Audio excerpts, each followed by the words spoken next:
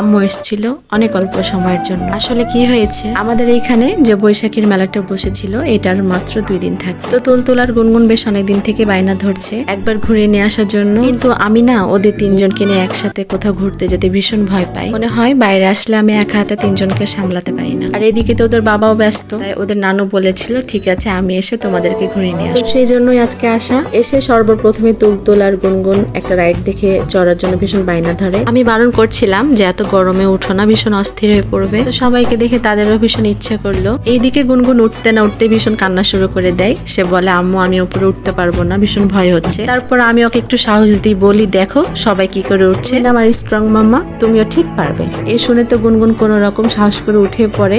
ওই যে দেখো সে কিন্তু এখনো ভয় পাচ্ছে। পর কোনো রকম একবার স্লিপ খাওয়ার পর সে আর উঠতে চায় না। ওইদিকে তুলতুল গুনগুনকে দেখে সেও আর উঠলো না। তারপর আমি বললাম তোমরা যখন ভয় পাচ্ছ তাহলে এখানে একটু মজা করে খেলে নাও। এদিকে ওরা বেশ কিছুক্ষণ এইখানে জাম্পিং করে খেলা করে, আর খেলা শেষে ভীষণ অস্থির হয়ে পড়ে কারণ বাইরে এত বেশি গরম। শেষ করেই দেখি এক পাশে খুব সুন্দর করে ফ্রুটস এর আইসক্রিম বিক্রি করছে। তো ভাবলাম এই ফ্রেশ ফ্রুটস এর আইসক্রিম গুলো ওদেরকে একটু খাওয়ালে ভীষণ শান্তি পাবে। সবাই মজা করে একটু আইসক্রিম খাচ্ছিলাম। আইসক্রিমটা খুব ফ্রেশ ছিল, আর যেহেতু কোনো সুগার ছিল না এজন্য খুব ভালো লাগছিল।